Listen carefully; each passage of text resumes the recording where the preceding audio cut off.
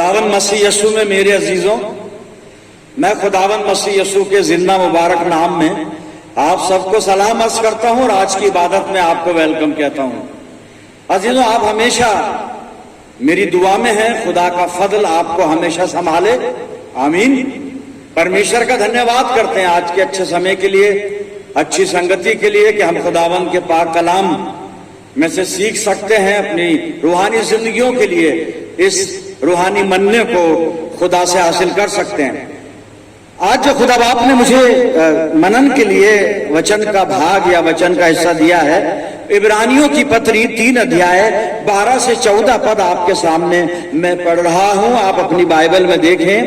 अय भाइयों, खबरदार, तुम में से किसी का ऐसा बुरा और बेईमान दिल ना हो जो जिंदा खुदा से फिर जाए, बल्कि जिस रोज तक आज का दिन कहा जाता है, हर रोज आपस में नसीहत किया करो, ताकि तुम में से कोई गुनाह के फरेब में आकर सख्त दिल ना हो जाए, क्योंकि हम मसीह में शरीक हुए हैं, बशर्त ये कि अपने इब्तिदाई भरोसे पर आखिर तक मजबूती से कायम रहें।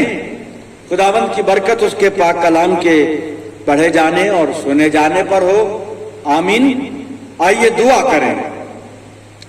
खुदावन हमारे प्यारे आसमानी बाप, ये वक्त है तेरे जिंदा और मुबारक कलाम पर मेडिटेशन करने का। हम में से हर एक को पाक रूह का मसा अता फरमा कि हम पवित्र आत्मा की अगुवाई में होकर तेरे पाक कलाम को सुने भी, समझे भी और अपनी जिंदगियों में से जज्ब करें। आसमानी बाप, हमारे चारों तरफ अपने पाक फरिश्तों की सेना का बाड़ा बांधना कि शैतान हमें किसी भी तरह से दखल ना दे सके। खुदावन होने दे वचन रूपी बीज हमारे दिल की जमीन पर जब गिरता है तो हमारी जिंदगियों में जड़ पकड़े और बहुत सा फल लाए। प्यारे खुदा बाप, जब हम तेरे पाक मस्बे पर से उठकर अपने घरों को लौटते हैं तो तुझसे बहुत सी रूहानी बरकत लेकर जाएं। आया आसमानी बाप, हर तरह से अपनी जिंदगियों को, अपने ख्यालों को तेरे इख्तियार में सौंप देते हैं और ये दुआ तेरे प्यारे इकलौते बेटे अपने निजात दहिंदा खुदावन यीशु मसीह के जिंदा और मुबारक नाम के वसीले से मांगते हैं। सुन और कबूल कर ले, आमीन।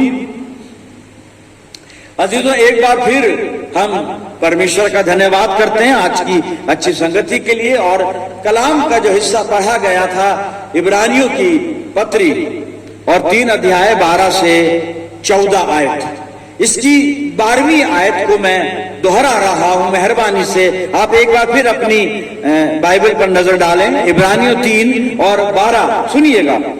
अय भाइयों, खबरदार, तुम में से किसी का ऐसा बुरा और बेईमान दिल ना हो जो जिंदा खुदा से फिर जाए। बस इसी आयत पर हम ध्यान देंगे। खत का लिखने वाला, इब्रानियों की पत्री का लिखने वाला, इन लोगों को, जो ये एक इब्रानियों की एक मंडली है और जाबा जा ये लोग रहते हैं, एक पर्टिकुलर जगह पर नहीं है लेकिन मुख्तलिफ जगहों पर है, लेकिन ये खुदावंद मसीह यीशु के पैरोकार हैं, प्रभु यीशु मसीह के अनुयायी हैं ये। और इन सब के ईमान की हिफाजत के लिए लेखक ने ये खत लिखा है, क्योंकि बहुत सारी चीजों के साथ साथ एक अहम जो मुश्किल थी, खास जो प्रॉब्लम ये थी कि परसिक्यूशन था कलीसिया के ऊपर, विश्वासियों के ऊपर सताव था। और लेखक को यह अंदेशा था कि परसिक्यूशन की वजह से, यानी सताव की वजह से, जो कलीसिया है, जो ये झुंड है विश्वासियों का, ये कहीं अपने ईमान से ना भटक जाए। इसलिए इनके ईमान की हिफाजत के लिए ये चंद पद जो पढ़े थे वो लिखे गए मेरे। बहुत सारी बातें लिखी गई हैं, लेकिन उन सारी बातों पर हम ये थोड़े से वक्फे में तो बात कर नहीं सकते और सब कुछ तो हम सीख या समझ नहीं सकते। लेकिन सिर्फ एक आयत जो मैंने इब्रानियों 3 और 12 को पढ़ा था, जहां पर वो कलीसिया के लोगों को लिखता है कि आए भाइयों, खबरदार, सावधान, बी अवेयर रहने को कह रहा है। और कह रहा है कि तुम में से ऐसा बुरा किसी का दिल ना हो, ना ऐसा बेईमान दिल हो जो खुदा से फिर जाए। यानी विश्वासियों को वो खबरदार इस बात के लिए कर रहा है कि तुम्हारा दिल कहीं ऐसा बुरा और बेईमान ना हो जाए, ऐसा बुरा और अविश्वासी ना हो जाए कि तुम खुदा से फिर जाओ। क्योंकि जब ये एक ह्यूमन नेचर है, और हम विश्वासियों की बात कर रहे हैं, कलीसिया की बात कर रहे हैं मेरे अजीजों, और यहां पर जो राइटर है, जो लेखक जो है, वो कलीसिया को विश्वास से भटकने से बचाना चाहता है।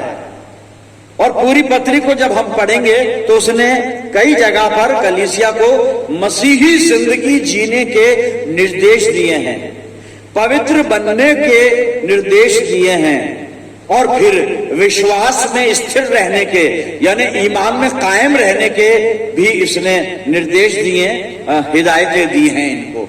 और आज जो 12वां पद है जो मैंने पढ़ा है, दोहराया है, जिस पर हम बात कर रहे हैं, वहां पर यही बात वो बिल्कुल स्पष्ट तरीके से लिखता है लिखने वाला कि आए भाइयों सावधान, खबरदार, तुम में से किसी का ऐसा बुरा और बेईमान दिल ना हो कि जो जिंदा खुदा से फिर जाए। हमारा परमेश्वर जीवित है मेरे चीजों, और अगर हम बेईमान हो जाते हैं, अविश्वासी हो जाते हैं, तो बिल्कुल ये सच बात है, बरहक बात है कि हम अपने जिंदा खुदा की तरफ से फिर जाते हैं, परमेश्वर से भटक जाते हैं और दूर दूर चले जाते हैं। और वहां पर लेखक ये बात महसूस कर रहा है कि परसिक्यूशन की वजह से कलीसिया ईमान में कमजोर हो रही है, पॉसिबिलिटी है, और हो भी रही है, और वो सावधान कर रहा है कलीसिया को।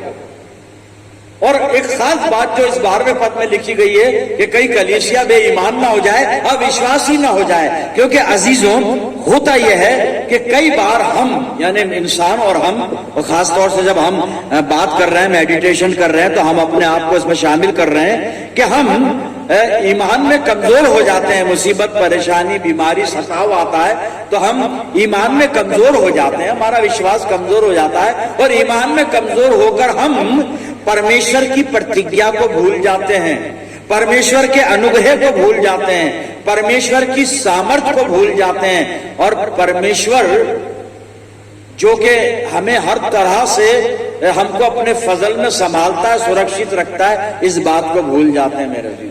और ये बात भूल कर हम अविश्वास की स्थिति में चले जाते हैं, हमारा ईमान कमजोर हो जाता है।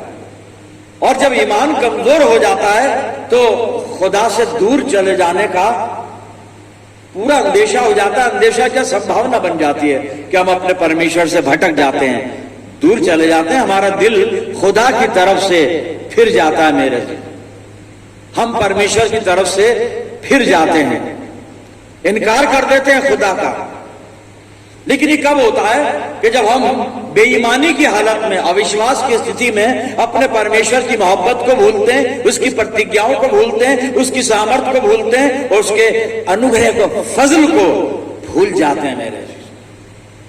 और इसलिए होता है हम इंसान हैं, कमजोर हैं। लेकिन यहां पर लेखक जो है वो ये इब्रानियों को, ये जो गैदरिंग जो है, ये इब्रानी लोग हैं जो खुदावंद मसीह यीशु पर ईमान ले आए, और अब ये प्रभु यीशु मसीह की एक मंडली है, कलीसिया है, और इस कलीसिया को ये लेखक सावधान कर रहा है कि भाइयों सावधान, तुम में से किसी का ऐसा बुरा और बेईमान दिल ना हो कि वो अपने जिंदा खुदा से फिर जाए। प्रियजनों, जैसा मैं बता रहा हूं कि कई बार हम विश्वास में कमजोर हो जाते हैं, और फिर खुदा की प्रतिज्ञा पर हम जो हैं वो भरोसा नहीं करते, उसकी प्रतिज्ञाओं को भूल जाते हैं, खुदा की सामर्थ्य को भूल जाते हैं, उसके फजल को भूल जाते हैं, अनुग्रह को भूल जाते हैं। और एक बाइबल में बहुत अच्छा इलस्ट्रेशन मैं आपके सामने रख रहा हूं, और प्रियजनों इसको हम निकाल लेते हैं। और ये पहला शमूएल मैंने खोल लिया है, और इसका पहले शमूएल का 27 अध्याय मैंने निकाला है, और मैं पहला पद पढ़ रहा हूं। यहाँ पे क्या लिखा है आप देखिए। और ये हवाला है मेरे अजीजों, जो मैंने अभी पहले बताया कि हम ईमान में कमजोर जब हो जाते हैं तो खुदा से दूर चले जाते हैं, क्योंकि हम उसकी सारी उन बातों को जो मैंने दोहराई है भूल जाते हैं। तो इलस्ट्रेशन हमारे सामने है, और यहां पर दाऊद के बारे में हम पढ़ते हैं, आप सुनिए। तब दाऊद सोचने लगा, अब मैं किसी ना किसी दिन शाऊल के हाथ से नष्ट हो जाऊंगा। अब मेरे लिए उत्तम यह है कि मैं पलस्तियों के देश में भाग जाऊं, तब शाऊल मेरे विषय निराश होगा और मुझे इस्राएल के देशों के किसी भाग में फिर ना ढूंढेगा, और यूं मैं उसके हाथ से बच निकलूंगा। वो क्या रहा है यहां पर? शाऊल राजा, शाऊल बादशाह दाऊद से बदगुमा हो गया है, उसको गलत फहमी हो गई है, और उसने ये सोच लिया शाऊल बादशाह ने कि ये दाऊद मेरा दुश्मन है और ये दुश्मन मुझे नुकसान पहुंचाएगा, मुझे मार देगा। तो शाऊल ने कहा इससे पहले कि दाऊद मुझे नुकसान पहुंचाए या मुझे मार दे, मैं दाऊद को मार देता हूं। और शाऊल पूरी तरह से दाऊद का दुश्मन बन गया और उसे मारने के लिए ढूंढने लगा। और दाऊद उसके हुजूर में से भागा फिर रहा है, छिपता फिर रहा है, और दाऊद के ईमान में कमजोरी आ गई। और यह जो पहला पद अभी मैंने पढ़ा था, यानी पहला शमूएल 27 और पहला पद जो मैंने पढ़ा था, उसमें दाऊद कह रहा है कि अब शाऊल मुझे मार देगा और मैं उसके हाथ से नष्ट हो जाऊंगा। यह दाऊद सोच रहा है कि मैं शाऊल के हाथ से नष्ट हो जाऊंगा, मुझे मार देगा जान से।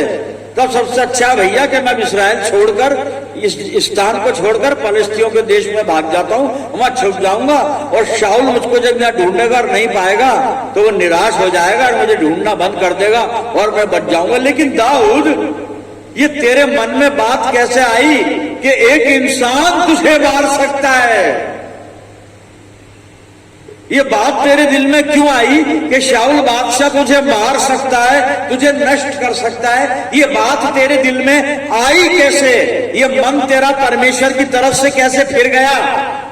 तू खुदा की तरफ से बेईमान कैसे बन गया, जबकि तुझे कोई नहीं मार सकता, क्योंकि तुझको खुदा ने चुना है। और जिनको खुदा चुन लेता है ना, और जिनके ऊपर खुदा का मुबारक हाथ होता है, उन्हें साहब कोई छू नहीं सकता, कोई नुकसान नहीं पहुंचा सकता। अब जान लेना या मारना तो बड़ी बात है, दूर की बात है। लेकिन दाऊद को यह गलतफहमी हो गई है कि शाऊल राजा मुझे मार डालेगा, नष्ट कर देगा, मैं उसके हाथ से नष्ट हो जाऊंगा। और ये क्यों हुआ? क्योंकि दाऊद के ईमान में कमी आ गई है मेरे अजीजों। जबकि ऐसा हो नहीं सकता, क्योंकि दाऊद खुदा का बरगुजीदा है। He was chosen person, chosen king, chosen leader of Israelites from God, मेरे अजीज। मैं आपको बताता हूं कि कैसे खुदा का ये चुना हुआ था। सुनिएगा, मैंने पहला शमूएल और 16 अध्याय खोल लिया है कि कुछ आयतें मैं पढ़ूंगा। पहली आयत पढ़ रहा हूं। यहोवा ने शमूएल से कहा, मैंने शाऊल को इस्राएल पर राज्य करने के लिए तुझ जाना है। तू कब तक उसके विषय में विलाप करता रहेगा? अपने सींग में तेल भरकर चल, मैं तुझको बैतलहम वासी यिशै के पास भेजता हूं, क्योंकि मैंने उसके पुत्रों में से एक को राजा होने के लिए चुना है। और सब शमूएल नबी खुदा के कहे अनुसार बैतलहम में आया और यिशै के घर पर रुक गया और उसके बेटों को बुलाया इस्राएल का राजा होने के लिए। और उसका पहला बेटा आया, दूसरा बेटा आया, तीसरा बेटा आया, चौथा आया, और खुदा ने उन सब बेटों को रिजेक्ट कर दिया। खुदा ने कहा नहीं, ये नहीं है मेरा चुना हुआ।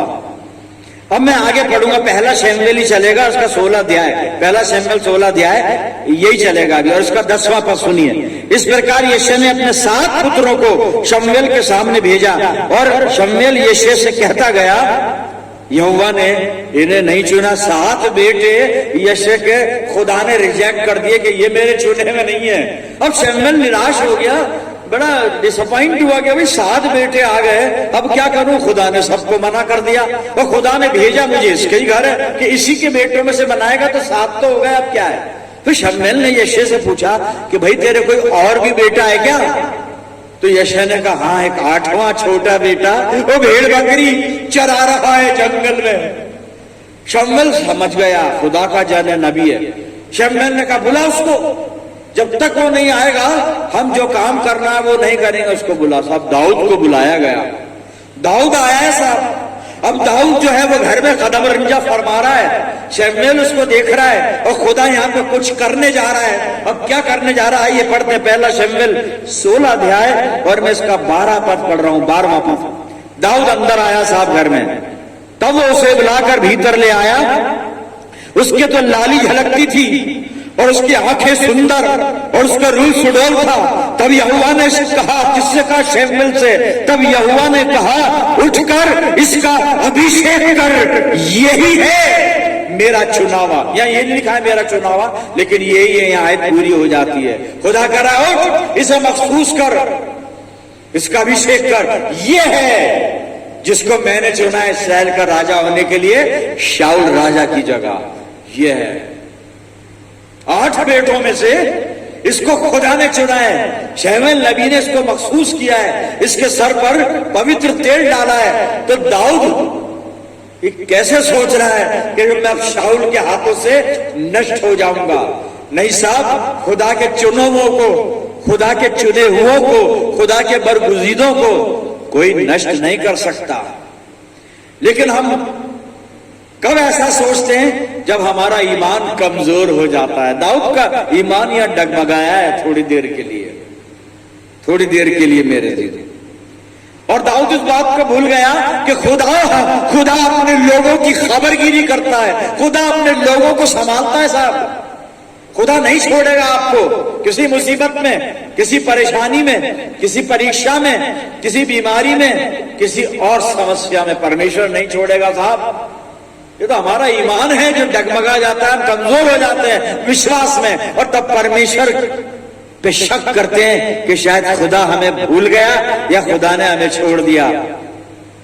खुदा ने नहीं छोड़ा है, हम अपने विश्वास में कमजोर होकर परमेश्वर से दूर चले जाते हैं, परमेश्वर से भटक कर कहीं और चले जाते हैं, कहीं और चले जाते हैं मेरे लिए। खुदा नहीं भूलता अपने लोगों को, परमेश्वर तो हमेशा अपने लोगों की खबरगिरी करता है, उनकी सुधि रखता है साहब।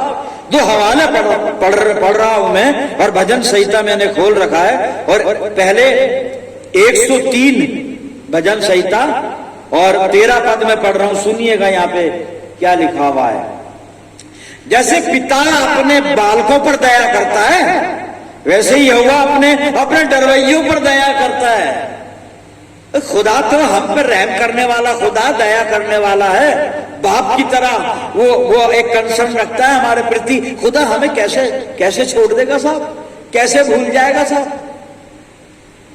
कैसे भूल जाएगा? ये वो खुदा है जिसने बाइबल में 2 जगह व्यवस्था विवरण और 31:6 में, पढ़ूंगा नहीं, आपको बता देता हूं, नोट कर लें आप। और वहां पर ये मूसा से कहा कि अपने लोगों को बता दे, तू वहां नहीं जाएगा कनान में, लेकिन यहोशू जाएगा, पर मैं इनके साथ हूं, ये डरे नहीं, घबराए नहीं। और वहां पर परमेश्वर कह रहा है, मैं ना तो तुझे छोड़ूंगा। अब तुझे कौन है? ये पूरी इस्राएल से बात कर रहा है, इस्राएल कौम के लिए कह रहा है खुदा मूसा की मार्फत, मूसा के द्वारा, कि ना तो मैं तुझे छोड़ूंगा और ना मैं तुझे त्यागूंगा। ये वो खुदा है साहब। और यही प्रतिज्ञा यहोशू की पुस्तक 1 अध्याय 5 पद में फिर दोहराई गई है। डायरेक्ट यहोशू से खुदा कह रहा है, ना मैं तुझे छोड़ूंगा, ना तुझे त्यागूंगा, ना तुझे त्यागूंगा। वो खुदा है साहब हमारा। तो यहां पर कहता है कि जैसे पिता अपने बालकों पर दया खाता है ना, दया करता है, वैसे ही यहोवा अपने डरवैयों पर दया करता है। और इससे भी एक खूबसूरत आयत और है, भजन संहिता 138 और 6 पद सुनिएगा। यद्यपि यहोवा महान है, मोस्ट हाई, यद्यपि यहोवा महान है, तो भी वे नम्र मनुष्य की ओर दृष्टि करता है, नम्र मनुष्य की ओर दृष्टि करता है। वो महान है, बहुत महान है, बहुत महान है, फिर भी वो खाकसार की तरफ, नम्र मनुष्य की तरफ नजर रखता है, क्योंकि प्यार करता है, वो अपने चुने हुओं से प्यार करता है, मोहब्बत करता है मेरे जीनों। तो हम सावधान रहें, सावधान रहें कि हम में से किसी का ऐसा बुरा और बेईमान दिल ना हो जाए कि हम खुदा की तरफ से फिर जाएं, खुदा से भटक जाएं, खुदा पर विश्वास करना छोड़ दें, खुदा पर भरोसा करना छोड़ दें, खुदा पर तकिया करना छोड़ दें, यानी उस पर निर्भर होना छोड़ दें। परमेश्वर को हमारा ख्याल है साहब, उसको हमारा पूरा पूरा कंसर्न है, क्योंकि वो हमसे प्यार करता है। फिर ये जो हमसे प्यार करता है, और क्यों करता है? कि उसने हमें चुना है, खुदा ने हमें चुना है। और यही बात खुदा का इकलौता बेटा मेरा और आपका प्रभु यीशु मसीह यूहन्ना 15:16 में कहता है, तुमने मुझे नहीं चुना है, अरे मैंने तुम्हें चुना है, मैं कैसे छोड़ दूंगा तुम्हें, मैंने तुम्हें चुना है। इसलिए यही यीशु मसीह जो यहाँ पे यूहन्ना 15:16 में कहता है कि मैंने तुम्हें चुना है, मैंने अपने अनुयायियों को चुना है, अपने लोगों को चुना है। ये प्रभु यीशु मसीह मत्ती 28 और 20 में वादा करता है, देखो मैं जगत के अंत तक तुम्हारे साथ हूं। कैसे छोड़ देगा साहब? कैसे छोड़ देगा हमारा खुदा? कभी नहीं छोड़ेगा। अपने मन को कभी बुरा मत बनने दीजिए और बेईमान मत बनने दीजिए, अविश्वासी मत बनने दीजिए मेरे जिंदगी मत होने दीजिए ऐसा अपनी जिंदगी में कि आपका दिल कभी बेईमान हो जाए, अविश्वासी हो जाए। दिल को मत भटकने दीजिए। दिल भटका तो हम भी भटक जाएंगे, खुदा से हम भी भटक जाएंगे। अब क्या करना है? बस पहली बात, खुदा पर ईमान रखना है। इब्रानियों 11:6 मैं पढ़ देता हूं। इब्रानियों 11:6 मैं पढ़ रहा हूं। पहले सुनिए यहां पे क्या लिखा हुआ है। और बगैर ईमान के उसको पसंद आना नामुमकिन है। किसको? खुदा को। अगर ईमान नहीं है तो खुदा हमें पसंद नहीं करेगा, असंभव है साहब। और बगैर ईमान के उसको पसंद, इब्रानियों और 11:6 पर पढ़ रहा हूं मैं। और बगैर ईमान के उसको पसंद आना नामुमकिन है, इसलिए कि खुदा के पास आने वाले को ईमान लाना चाहिए कि वो मौजूद है और अपने तालिबों को, अपने खोजने वालों को बदला देता है। तो फिर करना क्या है? आखिरी हवाला है, करना क्या है? अब करना ये सुनिए, इब्रानियों की पत्री 12 अध्याय 12 और 13 पद, हमें ये करना है ताकि ईमान हमारा कायम रहे, हम विश्वास में स्थिर रहें। ये करना है हमें जी। इब्रानियों 12 और 13 पर सुनिएगा। बस ढीले हाथों और सुस्त घुटनों को दुरुस्त करो। ढीले हाथों को और सुस्त घुटनों को दुरुस्त करो। मतलब ये हाथ जो दुआ के लिए नहीं उठ रहे हैं, ढीले हो गए, उठते नहीं है हाथ उठने चाहिए। ढीले हाथ, खुदा कह रहा है ढीले हाथों को एक्टिव कर दो, दुआ करने लगो। और सुस्त घुटनों को दुरुस्त करो। घुटने सुस्त हो जाते हैं, चलना आता नहीं, बैठना आता नहीं, झुकना आता नहीं, घुटने सुस्त हो गए। नहीं, इनको सुस्त नहीं होने देना है। मतलब हाथों को दुरुस्त करना है और सुस्त घुटनों को एक्टिव करके ये घुटने झुक जाने चाहिए खुदा की वेदी के सामने। घुटने झुक जाएं परमेश्वर की वेदी के सामने। हाथ खुदा की वेदी के सामने जोड़ लीजिए। सुस्त हाथों को, यानी ढीले हाथों को, यहां पे लिखा है ढीले हाथों को और सुस्त घुटनों को दुरुस्त करो। हम दुआ में आ जाएं, घुटनों पर आ जाएं प्रार्थना के लिए। हमारी दुआएं सिर्फ वैसी दुआएं होती है, कैजुअल दुआएं नहीं साहब, दिल की गहराई से, रूह की सच्चाई से। और मैं पूरा पढ़ रहा हूं, उसको 13वां पद भी पढ़ना है, 12वें पद से सुनिएगा। बस ढीले हाथों और सुस्त घुटनों को दुरुस्त करो और अपने पांव के लिए सीधे रास्ते बनाओ। पांव के लिए सीधे रास्ते, क्योंकि हमें अनंत जीवन में प्रवेश करना है, स्वर्गीय स्थानों में प्रवेश करना है। वो रास्ते सीधे करने हमें, ताकि लंगड़ा बेराह हो, कोई भटके नहीं, कोई परमेश्वर से दूर न चला जाए, बल्कि शिफा पाए, बल्कि अनंत जीवन पाए, बल्कि प्रभु से आशीष पाए, प्रभु से अनुग्रह पाए, प्रभु का फेवर उसको भी मिले, हर एक को मिले, कोई खुदा से दूर ना जाए मेरे जीवन। और खुदा बाप करे कि हम इसी तरह से हाथ उठाकर और घुटने टेक कर परमेश्वर से दुआ करते रहे मेरे जीवन, कि हम परमेश्वर से दूर ना जाएं। आइए प्रभु से सामर्थ्य मांगते हैं, दुआ करें। खुदावन हमारे प्यारे आसमानी बाप, दुआओं के सुनने वाले, जिंदा और सच्चे खुदा, बेहद रहमतों के बानी, धन्यवाद करते हैं आज के वचन के लिए प्रभु, जिसने हमें एक बार फिर जागृत किया है, एक बार फिर हमें आगाह किया है, एक बार फिर हमें वार्न किया है, एक बार फिर हमें चेतावनी दी है कि हम ढीले हाथों को और सुस्त घुटनों को दुरुस्त कर लें।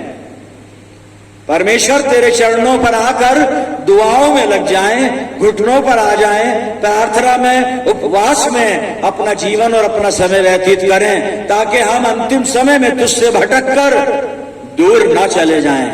पिता परमेश्वर, हम अपने आप ये नहीं कर सकते, विनती करते हैं पवित्र आत्मा की सामर्थ्य से हमें परिपूर्ण कर, पवित्र आत्मा की अगुवाई हमें दे कि हम पाक रूह की रहनुमाई में होकर तेरी संगति में बने रहें।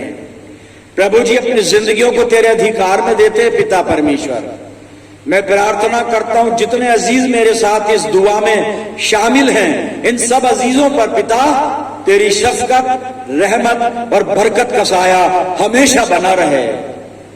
प्रभु, हम सब की अगुवाई कर, हम सब मिलकर पूरे आलम के लिए दुआएं खैर करते हैं। हमारे प्रभु यीशु मसीह को महिमा मिले, उसी के जिंदा मुबारक नाम में हम ये दुआ मांग लेते हैं। सुन और कबूल कर ले, आमीन। अब हमारे खुदावंद मसीह यीशु का फजल, खुदा बाप की मोहब्बत, पाक रूह की रिफाकत और शिराकत हम में से हर एक के साथ, तमाम ईमानदारों के साथ, हमारी सब कलीसियाओं के साथ अब से लेकर हमेशा तक होती रहे, आमीन।